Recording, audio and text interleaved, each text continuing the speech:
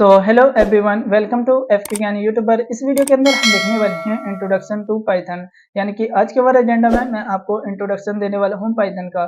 तो इस वीडियो के अंदर हम देखने वाले हैं what is Python, history of Python, features of Python, application of Python और कंपनी यूजिंग पाइथन, यानी कि कौन कौन सी कंपनी पाइथन को यूज करती हैं। तो इस वीडियो के अंदर मैं आपको कंप्लीट इंट्रोडक्शन देने वाला हूँ पाइथन का।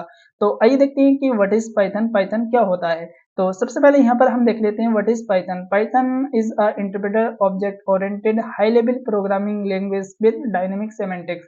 तो यहाँ पर जो पाइथन यूज करता है, यानी कि इंटरप्रेटर को यूज करता है, ऑब्जेक्ट ओरिएंटेड क्या है यहाँ पर भी मैं यहाँ पर आपको समझाऊंगा, हाई लेवल प्रोग्रामिंग लैंग्वेज क्या है वो भी यहाँ पर मैं आपको बताऊंगा। तो सबसे पहले यहाँ पर हम देख लेते हैं इंटरप्रेटर। इंटरप्रेटर के बारे में यहाँ पर मैं आपको समझाऊं, जैसे कि यहाँ पर आपने देखा होगा कि सी प्लस प्लस लैंग्वेज है, वो यहाँ पर आपको कंपाइलर का यूज करती हैं, बट यहाँ पर पाइथन जो यूज करती है वो एक इंटरप्रेटर को यूज करती है।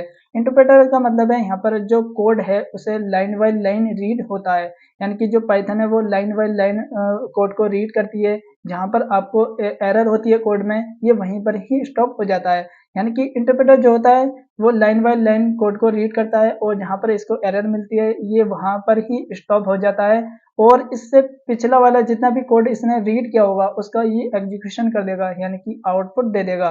तो इस तरीके से यहाँ पर जो पाइथन है वो एक इंटरप्रेटर प्रोग्रामिंग लैंग्वेज है।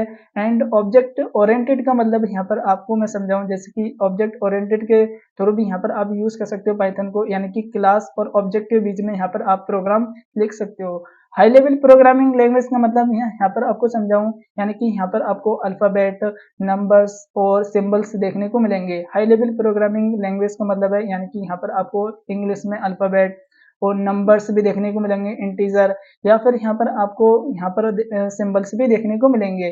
तो इस तरीके से यहाँ पर जो पाइथन वो यूज करता है वो एक हाई लेवल प्रोग्रामिंग लैंग्वेज है। और डायनेमिक सेमेंटिक्स का मतलब मैं यहाँ पर आपको समझाऊंगा। इसे जो पाइथन है वो रन टाइम पर पता चल जाता है इसे कि जो डेटा आने वाला है वो किस टाइप का है।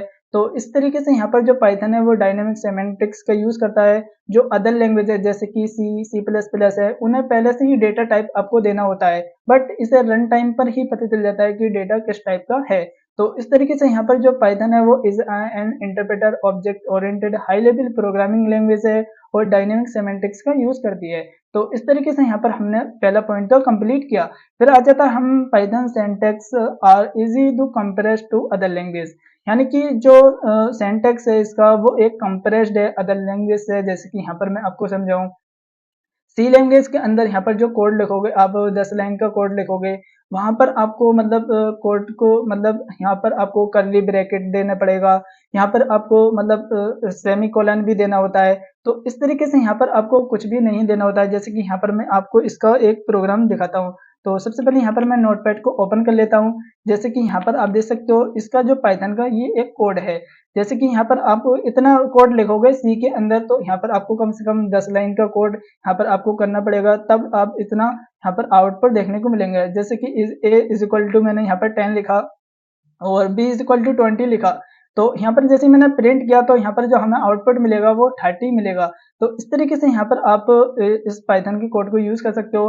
अगर इसी कोड को मैं सी के अंदर लिखूंगा तो यहाँ पर कम से कम 10 लाइन का आपको कोड लिखना पड़ेगा कि ए इज इक्वल टू है वो ए, मतलब ए के अंदर जो वैल्यू आने वाली है वो इंटीजर है, बट यहाँ पर जैसे ही आप सी के अंदर यूज करोगे उसे पहले से ही डेटा टाइप देना पड़ेगा कि इंटीजर टाइप की वैल्यू लोगे या फिर डेसिमल या फिर फ्लोट टाइप की। तो इस तरीके से यहाँ पर आप पाइथन को यूज कर सकते हो। तो ये एक हाई लेवल प्रोग्रामिंग लैंग्वेज है। यहाँ पर आपको देखने को मिल रहा है अल्फाबेट भी है, नंबर भी है, सिंबल्स भी देखने को मिल रहा है। तो इस तरीके से यहाँ पर आप हाई लेवल लैंग्वेज का यूज कर सकते हो। कंपेरेज इसलिए है जैसे कि यहाँ पर आप देख सकते हो, इसमें यहाँ पर आपको जो मैनेज करना होता है, इंडेंटेशन मैनेज करना होता है, और यहाँ पर आपको वाइट स्पेस भी मैनेज करना होता है। तो इस तरीके से यहाँ पर हम यूज कर सकते हैं पाइथन को। पाइथन जो है वो एक इजी यानी कि कंपेरेज टू अदर लैंग्वेज, इसलिए ही ये कंपेरेज्ड है अदर लैंग्वेज से। तो हमने देखा व्हाट इज पाइथन के अंदर इन सारे पॉइंट को मैंने कंप्लीट किया। अब हम देखते हैं सेकंड पॉइंट। तो सबसे पहले यहाँ पर हम आ जाते हैं हिस्ट्री ऑफ पाइथन। तो हिस्ट्री ऑफ पाइथन के अंदर यहाँ पर मैं आपको समझाऊं, जैसे कि Python was the introduction by the Guido van Rossum, यानी कि जो इसे पाइथन को बनाया था वो एक गुइडो वैन रोसम ने बनाया था 1989 के अंदर।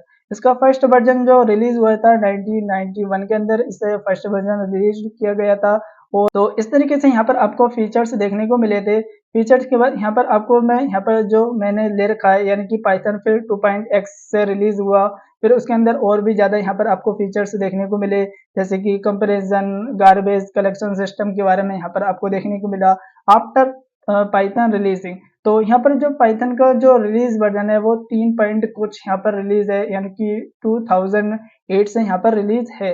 तो यहाँ पर आपको गूगल पर जाकर आप सर्च कर सकते हो कि पाइथन का जो जो अब वर्जन चल रहा है वो 3 पॉइंट कुछ यहाँ पर आपको पाइथन का वर्जन देखने को मिल रहा है। तो इस तरीके से यहाँ पर आप हिस्ट्री ऑफ पाइथन भी यहाँ पर हमने कंप्लीट किया।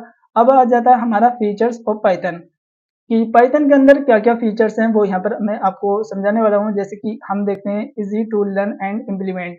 तो पाइथन को इजी यानी कि लर्न कर सकते हो, इम्प्लीमेंट करना भी इजी है पाइथन को। ये एक ओपन सोर्स है जैसे कि यहाँ पर आप देख सकते हो। फिर उसके बाद आता है ब्राउन स्टैंडर्ड लाइब्रेरी, यानी कि इसके अंदर जो लाइब्रेरी है वो बहुत ज़्यादा है, जैसे कि नमपाई, पांडास जैसी बहुत सारी इसमें लाइब्रेरी है। और क्रॉस प्लेटफॉर्म का मतलब है यानी कि इसके कोड को आप कहीं भी ले जाकर रन कर सकते हो। फिर इसके बाद आ जाता है हमारा work on the interpreter logic, जैसे कि मैंने अभी बताया। ये कोड को लाइन बाय लाइन रीड करती है पाइथन, और उसके बेस पर यहाँ पर आपको एग्जीक्यूशन यानी कि आउटपुट देता है। यानी कि मल्टी पैराडिग्म लैंग्वेज, इसका मतलब है यहाँ पर आप जो पाइथन को यूज कर सकते हो, यानी कि स्ट्रक्चरल भी यूज कर सकते हो, यानी कि ऑब्जेक्ट ओरिएंटेड भी यूज कर सकते हो, या फिर आप इससे सिंपली भी यूज कर सकते हो पाइथन को। और यहाँ पर पाइथन को देखने को मिल रहा है यानी कि हाई लेवल प्रोग्रामिंग लैंग्वेज है, यानी कि यहाँ पर आपको जो अल्फ़ाबेट देखने को मिलेंगे, यानी कि इंग्लिश के वर्ड्स देखने को मिलेंगे, सिंबल्स देखने को मिलेंगे, नंबर्स देखने को मिलेंगे। तो इसलिए यहाँ पर एक हाई लेवल प्रोग्रामिंग लैंग्वेज है। जब भी यहाँ पर आप कोड लिखोगे तो आप अल्फ़ाबेट में लिखोगे, सिंबल्स में लिखोगे या फिर नंबर्स में लिखोगे।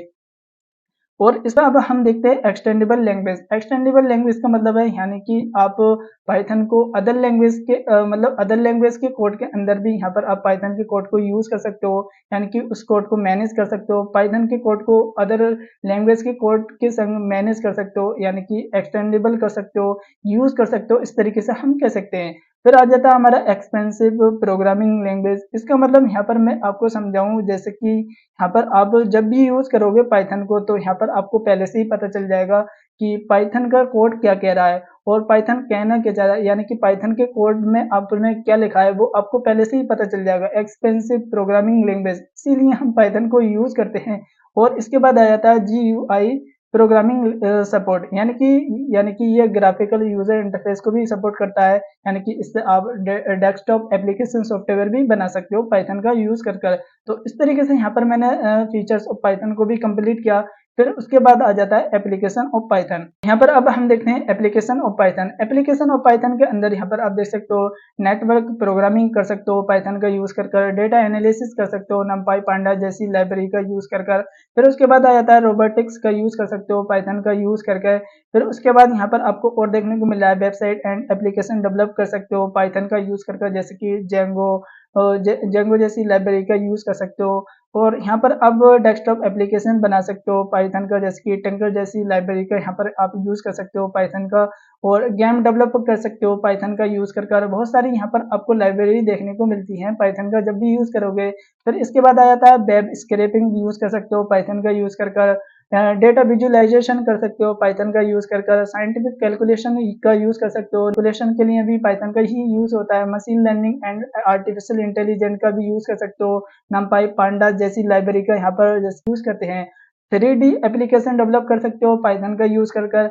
और audio and video software develop कर सकते हो पाइथन का यूज कर। VLC प्लेयर जैसा आपने एक सॉफ्टवेयर देखा होगा, वहां पर भी पाइथन का बहुत ज्यादा यूज हुआ है, यानी कि पाइथन के बेस पर ही वो वहां पर यूज किया गया है। तो VLC प्लेयर में पाइथन का ही यूज सबसे ज्यादा हुआ है। अब आ जाता है हमारा कंपनी यूजिंग पाइथन।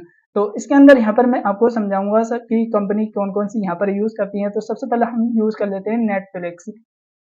नेटफ्लिक्स क्यों यूज करती है पाइथन को, मैं यहाँ पर आपको समझाता हूँ। यानी कि ये अपनी वीडियो को बफरिंग करने के लिए, अच्छा बनाने के लिए यहाँ पर पाइथन का यूज करती है नेटफ्लिक्स। फिर उसके बाद आ जाता है फेसबुक। फेसबुक जो यूज करता है पाइथन को, यानी कि पाइथन को इसलिए यूज करता है, यानी कि जो इसके पास जो डेटा है वो बहुत लार्ज अमाउंट में डेटा है, उस डेटा को मैनेज करने के लिए पाइथन यूज करता है। मतलब फेसबुक यूज करता है पाइथन का। तो इस तरीके से यहाँ पर पाइथन फेसबुक भी यूज़ करता है। फिर उसके बाद आ जाता है यूट्यूब। यूट्यूब जो यूज़ करता है यानी कि रिकमेंड सिस्टम के लिए यूज़ करता है पाइथन का यूट्यूब, और एनएसए यूज़ करता है साइंटिफिक कैलकुलेशन के लिए, यहाँ पर पाइथन का यूज़ करता है एनएसए। गूगल तो ये समझ लीजिए कि आप पाइथन का बहुत ज़्यादा यूज़ करता है। ये भी अपने डेटा को, लार्ज अमाउंट डेटा को यहाँ पर मैनेज करता है पाइथन के थ्रू। क्वारा क्वारा क्यों यूज़ करता है पाइथन को? पाइथन को इसलिए यूज़ करता है क्वारा, यानी कि राइटिंग को अच्छा बनाने के लिए क्वारा पाइथन का यूज़ करता है। तो इस तरीके से हमने यहाँ पर सारी पाइथन की, यहाँ पर हमने देखा कि किस तरीके से पाइथन यूज़ करता है। इंस्टाग्राम भी यहाँ पर पाइथन का यूज़ करता है, जैसे कि इसकी जो इमेज है उसे अच्छा बनाने के लिए, वीडियो को भी अच्छा बनाने के लिए, लार्ज अमाउंट डेटा को मैनेज करने के लिए भी पाइथन का यूज़ करता है इंस्टाग्राम। तो इस तरीके से हमने इन सारी कंपनीज़ का देखा कि किस तरीके से यहाँ पर पाइथन का यूज़ करती हैं। ये इतनी सारी बड़ी-बड़ी कंपनी पाइथन का यूज़ करता है। तो इस तरीके से हमने देखा कि कंपनी यूजिंग पाइथन भी हमने देख लिया कि किस तरीके से यहाँ पर कंपनी यूज़ करती हैं पाइथन। तो हमने इन सारे टॉपिक को कंप्लीट किया। तो इस वीडियो के अंदर इतना ही। That's it for this video. Thank you for this watching.